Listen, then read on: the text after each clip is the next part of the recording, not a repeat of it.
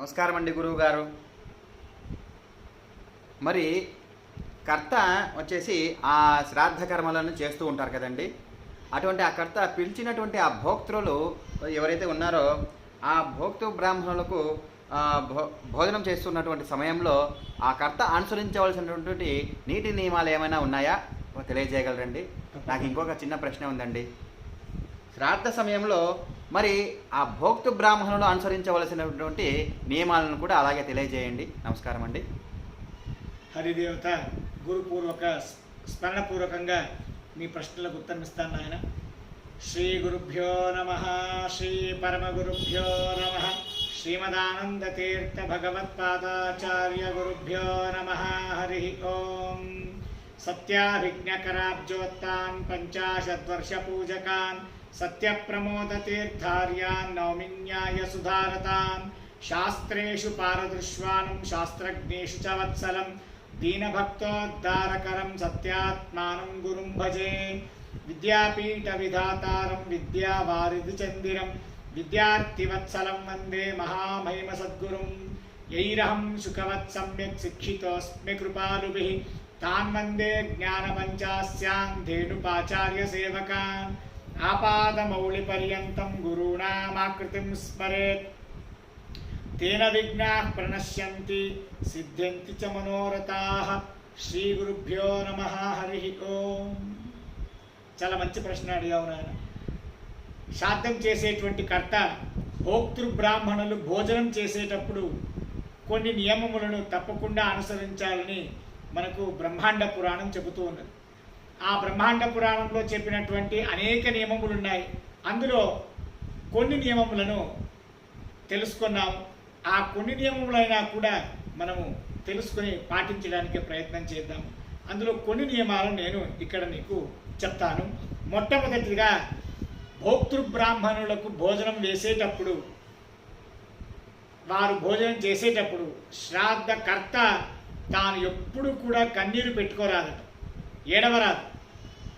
అయ్యో, ఎవరినైతే శ్రాద్ధం చేస్తున్నాడో ఉద్దేశించుకొని అతన్ని తలుచుకుంటూ నువ్వే ఇక్కడ బతికి ఉంటే నేను సాక్షాత్తుగా నీకే భోజనం పెట్టేవాడిని, ఇప్పుడు ఈ సందర్భంలో నీ కోసం శ్రాద్ధం చేస్తూ ఇలా భోక్తృ బ్రాహ్మణులకి నేను భోజనం పెట్టవలసిన అవస్థ నాకు వచ్చిందే అని చెప్పి వారు భోజనం చేసేటప్పుడు దుఃఖపడితే ఆ భోక్తృ బ్రాహ్మణుల అంతర్యామైనటువంటి పితృదేవతలు విశ్వదేవతలకు నిరాశ కలుగుతుందట.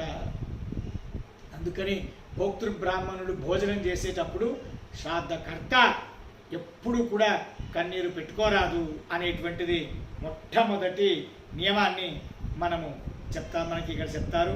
కాబట్టి బ్రాహ్మణులు భోజనం చేసేటప్పుడు ఈ బ్రాహ్మణులకు నీ ఈ కార్యక్రమానికి భోజనం పెట్టాల్సి వచ్చిందే అని ఆ భోక్తృ బ్రాహ్మణులను చిన్నతనంగా చేసి మాట్లాడినట్టు అవుతుంది. అందుకని వారిని అలా మాట్లాడకూడదు అని చెప్పి చెప్తారు. తర్వాత ఎవరైతే భోక్తృ బ్రాహ్మణులు భోజనానికి వచ్చారో వారిని పైకి కిందికి చూడరాదు. ఎప్పుడు చూసినా కూడా నువ్వు ఏమి ఈ భోజనానికి వచ్చినావు అని చెప్పి సామాన్యంగా ప్రజలలో ఎవరైతే భోక్తృ బ్రాహ్మణులు ఉంటారో ఆ భోక్తృ బ్రాహ్మణుడు అంటే ఏదో ఏమి చిన్నవాడు, దేనికి పనికిరాని వాడు అని ఒక భావన ప్రజల్లో ఉంది. అది తప్పు. భోక్తృ బ్రాహ్మణుడు అంటే అతనిలో విశేషమైనటువంటి శక్తి ఉంటుంది. ఆ భోక్తృ బ్రాహ్మణుడిని వచ్చినటువంటి భోక్తృ బ్రాహ్మణుడు శాస్త్రం చెప్తుంది మనకి, ఏ బ్రాహ్మణుడైతే మనకు వస్తాడో అతన్నే వశిష్ఠ వామదేవ సదృశులుగా మనం తెలుసుకోవాలి అని చెప్పి అటువంటి శాస్త్రం మనకున్నది. ఆ విధంగా వచ్చిన భోక్తృ బ్రాహ్మణుని పైకి కిందికి చూసి నీ యోగ్యత ఇదే, నువ్వు దీనికి వచ్చినావా భోజనానికి అనేట్టుగా మనము ఆ బ్రాహ్మణుడికి మనస్సు నొప్పించరాదట. తర్వాత భోక్తృ బ్రాహ్మణుడు భోజనం చేస్తూ కూర్చున్నప్పుడు అతని ఎదురుగా దీనంగా ముఖం పెట్టి కూర్చొని వాళ్ళు భోజనం చేస్తుంటే యజమానుడు దీనంగా ముఖం పెట్టి కూర్చుంటే వారికి పితృదేవతలకు సంతోషం కలగదట.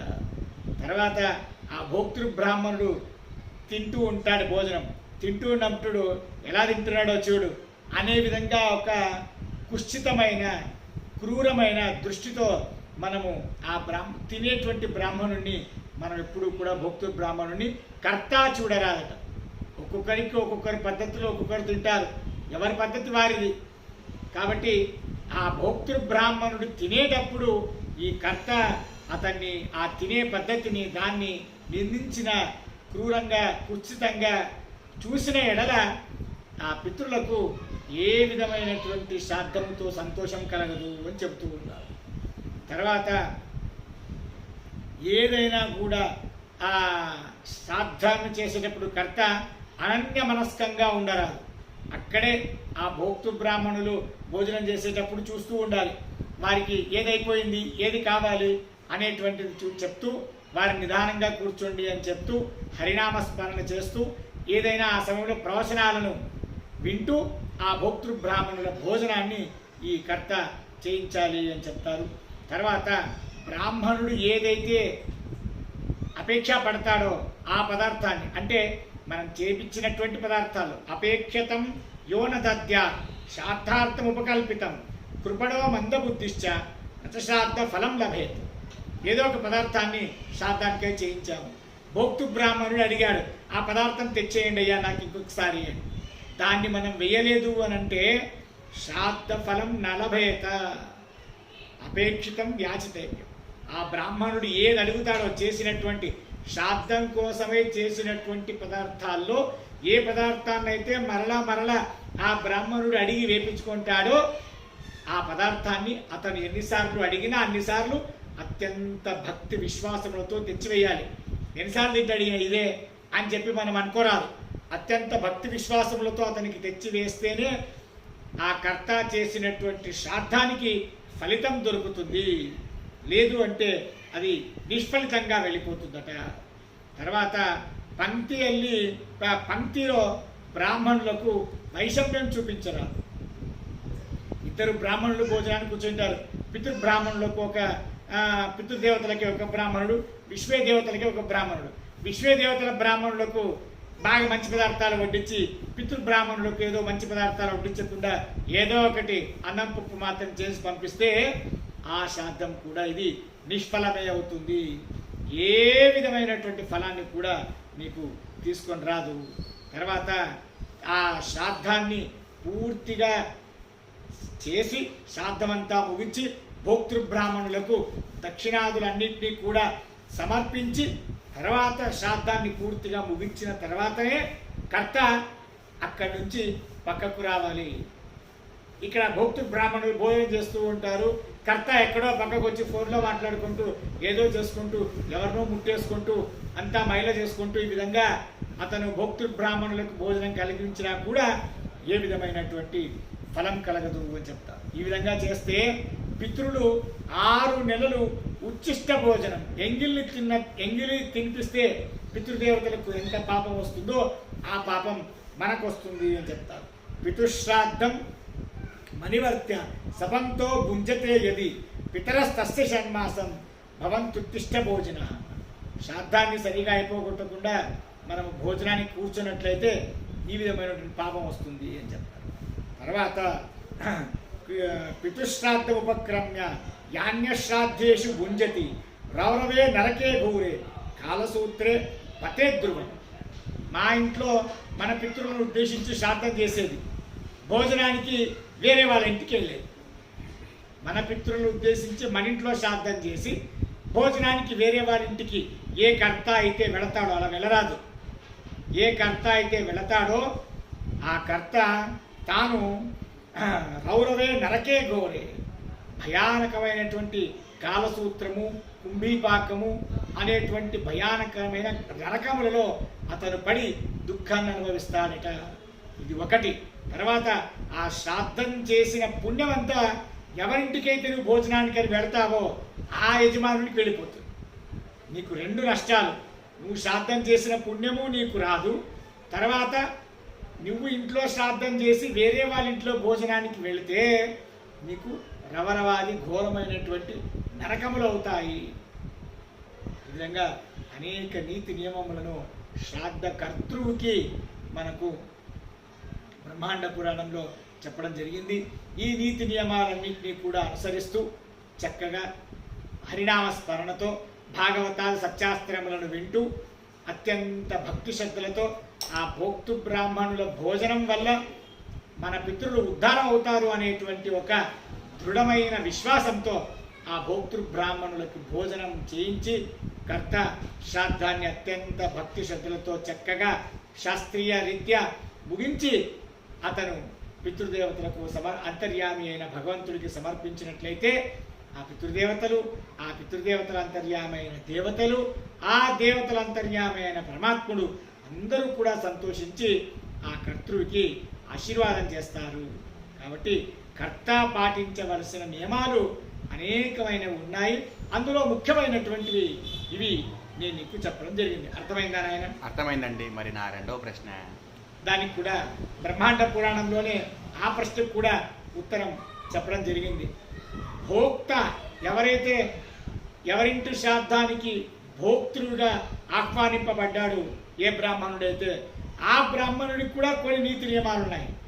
కేవలం శ్రాద్ధం చేసేటువంటి కర్తకు మాత్రమే నీతి నియమాలు కాదు, ఆ శ్రాద్ధంలో వచ్చి భోంచేసేటువంటి భోక్తృ బ్రాహ్మణుడికి కూడా కొన్ని నియమాలను మనకు శ్రాద్ధం బ్రహ్మాండ పురాణం మనం చెప్తూ ఉన్నది. ఆ భోక్తృ బ్రాహ్మణుడు భోజనం చేసేటప్పుడు శ్రాద్ధంలో కాష్టమౌన వ్రతాన్ని ఆచరిస్తూ భోంచేయాలి. ఏమీ మాట్లాడకూడదు. మనస్సులోనే పరమాత్ముడిని ధ్యానిస్తూ ఆ భోక్తృ బ్రాహ్మణుడు భోజనం చేసిన ఎడల ఆ భోక్తృ బ్రాహ్మణుడికి పితృశ్రాద్ధముపాక్రమ్య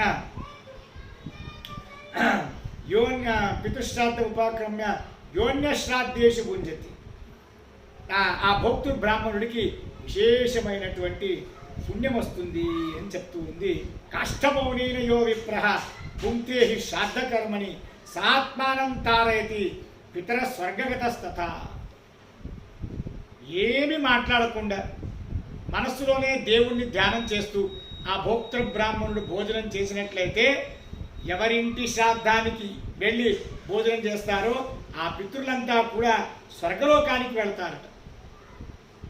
ఈ విధంగా ఆ భోక్తృ బ్రాహ్మణుడికి ఉండవలసిన మొట్టమొదటి నియమం.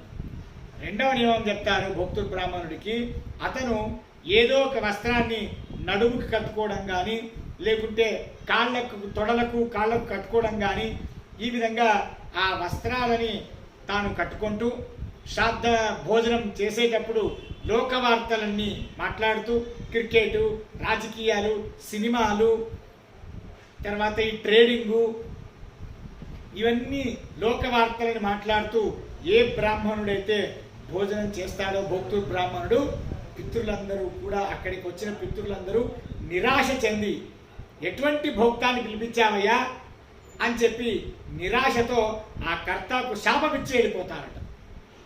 కాబట్టి భోక్తృ బ్రాహ్మణుడు తప్పకుండా తాను చేయవలసిన పని భగవంతుని స్మరిస్తూ కాష్టమౌనంగా వ్రతాన్ని ఆచరిస్తూ తాను ఆ శ్రాద్ధం యొక్క భోజనాన్ని చేయాలి అని చెప్తున్నారు. శ్రాద్ధ భోజనం చేసేటప్పుడు తాను ఒక గ్లాసులో నీళ్ళు ఇచ్చింటారు. ఆ గ్లాసులో నీళ్ళు ఇచ్చింటే ఆ గ్లాసు నీళ్ళని సగం తాగి ఇంకా సగం అలాగే పెట్టి ఆ సగాన్ని భోజనం చేస్తూ మరి ఎప్పుడు నీళ్ళు తాగాలనిపించిందో అప్పుడు ఆ మిగిలిన సగాన్ని తాగి ఈ విధంగా చేయరాదట. ఆ విధంగా చేస్తే పితృకర్మను పాడు చేసిన వాళ్ళు అవుతారట భోక్తృ బ్రాహ్మణుడు. అందుకే మనం ఒక చెంబు పెట్టుకోవాలి. అంటే ఎంగిలి చేసినట్టు అంటారా అండి? ఎంగిలి కాదు, పితృదేవతలకు సంతోషం కలగదట. మనం ఏ నీళ్లు తాగినా అది పూర్తిగా తాగాలి. సగం వదిలిపెడితే అది ఉచ్చిష్టం అవుతుంది, ఎంగిలి అవుతుంది.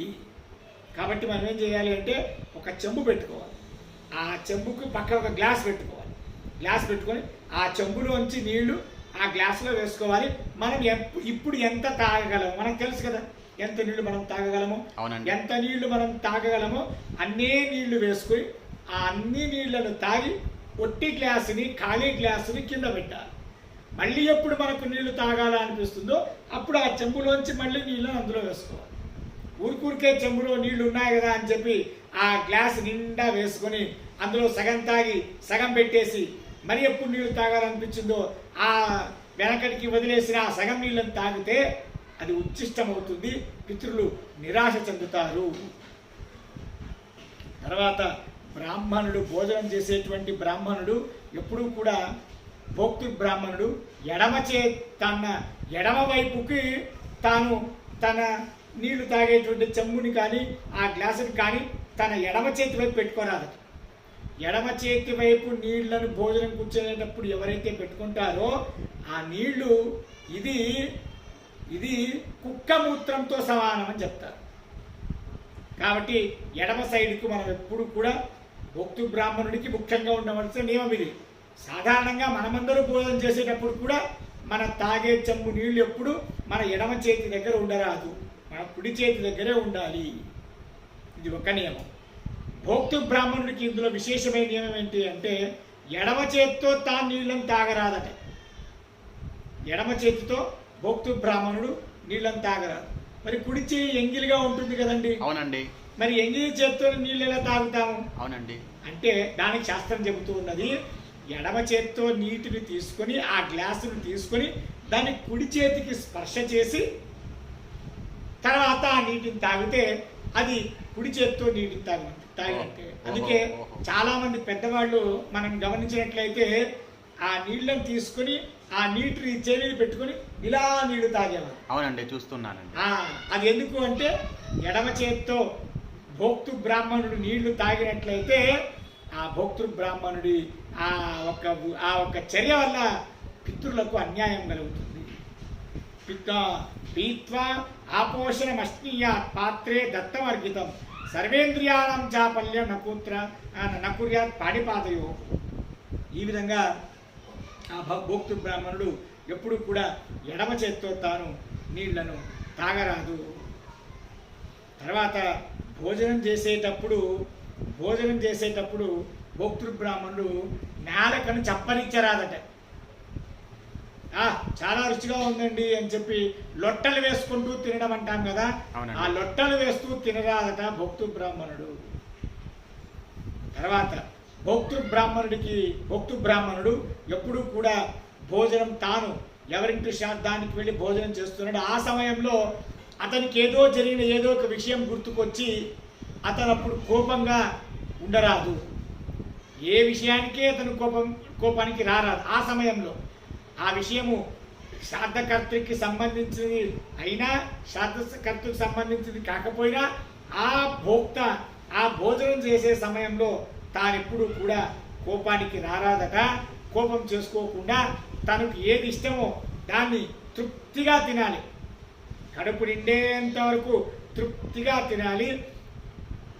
అంతేగాని ఎక్కువగా వేపించుకొని తినడానికి కాదు అని తెలిసినా కూడా ఎక్కువగా వేపించుకొని చెల్లరాదు. మన శాస్త్రం ఎప్పుడూ చెప్తుంది ఎక్కువ వేపించుకోవద్దండి, చల్లొద్దండి. ఎందుకంటే దానిపై ఖానే వాలే కా నామ్.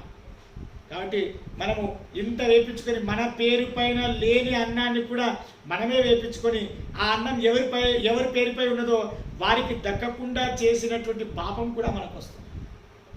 కాబట్టి మన కడప ఎంత, మన యోగ్యత ఎంత మనకు తెలుసు, అంతే మనం వేపించుకోవాలి. ఎక్కువ వేపించుకొని మనం చెల్లరాదు. తర్వాత భోక్తృ బ్రాహ్మణుడు ముఖ్యంగా ఆకుని శుభ్రంగా నాకేసి ఇంకా ఆకుని మళ్ళీ నీళ్ళలో కడుక్కొని మరొకరు భోజనానికి వేసుకోవచ్చో ఏమో అన్నంత శుభ్రంగా ఎప్పుడు కూడా భోక్తృ బ్రాహ్మణుడు భోజనం చేయరాదు. సశేషంగా సర్వం సశేషం అష్నియా అని శాస్త్రం చెప్తుంది. ఆ భోక్తృ బ్రాహ్మణుడు కాస్త అన్నింటినీ కూడా కొంచెం మిగిలించి తాను భోజనం నుంచి లేయాలి. తాను భోజనం చేసేటువంటి ఆకులో అన్నీ కొంచెం మిగిలించి కొంచెం పదార్థాలను మిగిలించి సశేషంగా అతను భోజనం నుంచి లేయాలి అని చెప్తూ ఉన్నారు. తర్వాత ఆ భోక్తృ బ్రాహ్మణుడు ఈ శిఖ ఉంటుంది కదా మన శిఖ, ఆ శిఖని తాను ముడి వేసుకొని భోజనం చేయరాదు. శిఖని విప్పేసి శిఖను ముడి వేసుకోకుండా ఆ భోక్తృ బ్రాహ్మణుడు తాను భోజనం చేయాలి.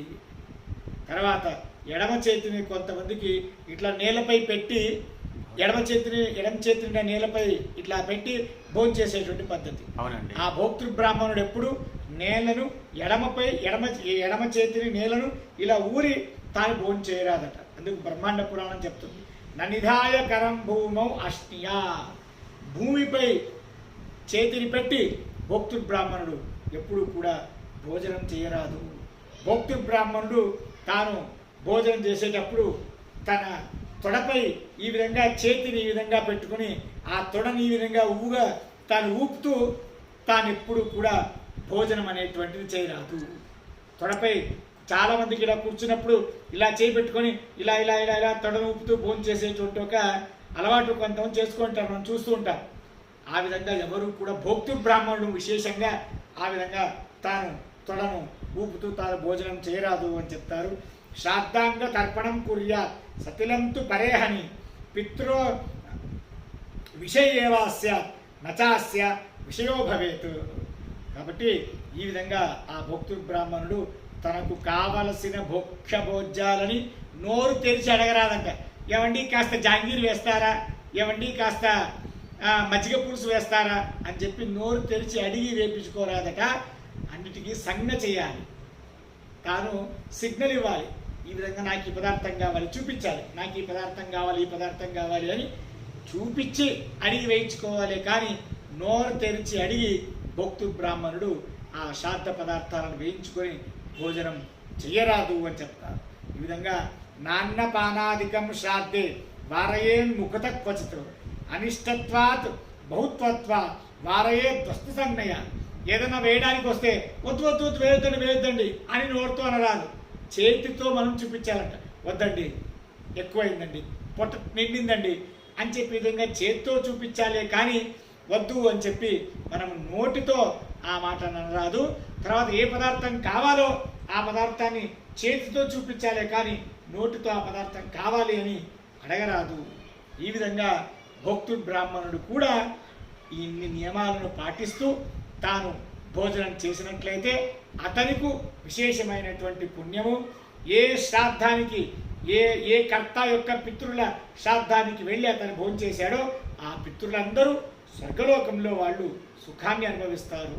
కాబట్టి ఏదో భోజనానికి పిలిచారు, మనం పోయి భోజనం చేసి వస్తే అయిపోయింది, భోజనానికి భోజనం అవుతుంది, దక్షిణకు దక్షిణ అవుతుంది అని చెప్పి ఉద్దేశంతో ఆ ఏ బ్రాహ్మణుడైతే భోక్తాగా వెళ్తాడో ఆ బ్రాహ్మణుడికి విశేషమైన పాపం కలుగుతుంది అని చెప్పి మనకు బ్రహ్మాండ పురాణం చెబుతుంది.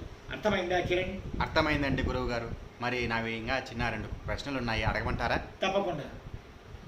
ఆచార్యుల, పిండ విసర్జన అనేది ఎక్కడ చేయాలి అనేది ఒక ప్రశ్న అండి. మరి నేను ఇంకొక చోట చూసినాను, కర్త వచ్చేసి చేతులకు ఉంగరాలు, బ్రేస్లెటు, మెడలో చిన్న బంగారు చైన్లు ఇవన్నీ వేసుకొని చేస్తున్నారండి. అలా చేయవచ్చునా? చాలా మంచి కొంచెం ప్రశ్న. చెప్పండి. ఈ పిండ విసర్జన ఎలా చేయాలి, ఎక్కడ చేయాలి అనే దానికి నేను వెనకే దానికి చెప్పాను. అయినా మళ్ళీ నువ్వు అడిగినందుకు మళ్ళీ ఒక మాట చెప్తాను. నమస్కారం అండి. పిండాలని మనము నీళ్లలో విసర్జన చేయాలి. మనకు దగ్గరగా నది ఉంటే ఆ నీళ్లలో విసర్జన చేయాలి. ఇదే మాటను ఈ 2 ప్రశ్నలను మన శేషగిరి ఇరివింటి గారు వారు కూడా కామెంట్ సెక్షన్లో ఈ 2 ప్రశ్నలను అడిగారు. ఈ పిండ విసర్జన విషయంలో ప్రశ్న అడిగారు. ఆ కర్త బంగారు ఆభరణాలను వేసుకొని శ్రాద్ధం చేయవచ్చా అనే ప్రశ్నను నువ్వెలా అడిగావో అదేవిధంగా శేషగిరి ఇరివింటి గారు అడిగారు. వారికి కూడా నేను సమాధానం చెప్తూ ఉన్నాను. పిండములను మనము నీళ్లలో విసర్జన చేయాలి. పారే నీళ్లలో మనం పిండాలను విసర్జన చేయాలి. మనకు దగ్గరగా నది లేకపోతే అప్పుడు మనం ఏం చేయాలి అంటే గోవుకు మనము ఆ పిండాలను పెట్టాలి, ఆవుకు పిండాలను పెట్టాలి. వెనకే చెప్పాను నేను, ఎవరైతే గోవుకు పిండాలను పెడతారో వారి పితృలకి విశేషమైనటువంటి పుణ్యం కలుగుతుంది.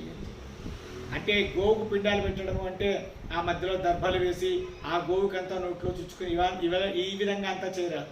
పిండాలు నీట్గా ఉండాలి. తర్వాత ఆ పిండములంతా కూడా గోవు స్పష్టంగా ఒక్క మెతుకు పీల్చకుండా తినేంత వరకు మనం అక్కడే ఉండి ఆ గోవు ఆ పిండాన్నంతా తినిన తర్వాత దానికి నీళ్లు పెట్టి దానికి తాగించి తర్వాత మనం ముందుకెళ్ళాలి. గోవుకు పెట్టమన్నారు కదా అని విధంగా గోవుకు పెట్టేసి మనమంతా మనం వెళ్ళిపోరాదు. అది తినిందో లేదో, ఆ సగం తినిందో మిగతా సగం కుక్కలు తిన్నారో ఎవరు తిన్నారో ఇవి చూసుకోకుండా మనం పెట్టిపోతే మహాపాపం వస్తుంది. కాబట్టి గోవుకు పెట్టేటప్పుడు మనం చాలా జాగ్రత్తగా ఉండాలి. మనకు గోవు కూడా అందుబాటులో లేదు అన్నట్టయితే ఒక మంటను అంటించి ఆ మంటలో మనము పెట్టినటువంటి పిండాలను ఆ మంటలో వేసి మనము దాన్ని ఈ విధంగా దానం చేయాలి అని చెప్తున్నారు. ఈ విధంగా 3 రకాలుగా మనము పిండ విసర్జన అనేటువంటి దాన్ని మనం తప్పకుండా చేయవచ్చు. తర్వాత ఆ కర్త ఎప్పుడు కూడా తానెంతే శ్రీమంతుడవుగాక, అయితే శ్రాద్ధ సమయంలో మాత్రం తన ఒంటి మీద ఒక్క తునుకు బంగారం కూడా ఉండరాదు. ఏ విధమైనటువంటి బంగారాభరణాలు తాను ఒంటి మీద వేసుకున్నాడు. అంటే కేవలం బంగారమే అంటారండి, వెండి వస్తువులు కూడా అంటారా అండి? వెండితో చేసిన తులసి మణిని మనం తప్పకుండా వేసుకోవచ్చు.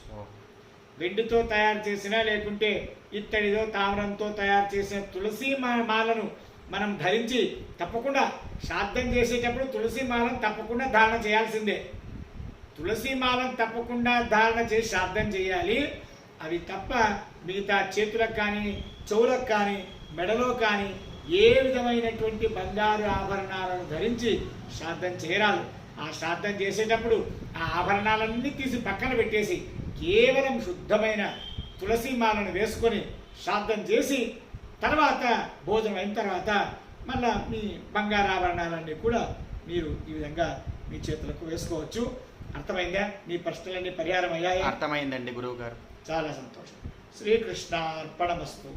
నాహం కర్త హరికర్త తత్పూజా కర్మ చాఖిలం తథాపి మత్కృతా పూజ త్వత్ప్రసాదేన నాన్యథ తద్భక్తి తత్ఫలం మఖ్యం తత్ప్రసాదాః పునః పునః కర్మణ్యాసో హరావేవం విష్ణోస్తృప్తికర సదా అనేన భావ్యత్ పుణ్యం అవాప్నోతు గురుర్మమ. శ్రీకృష్ణార్పణమస్తు.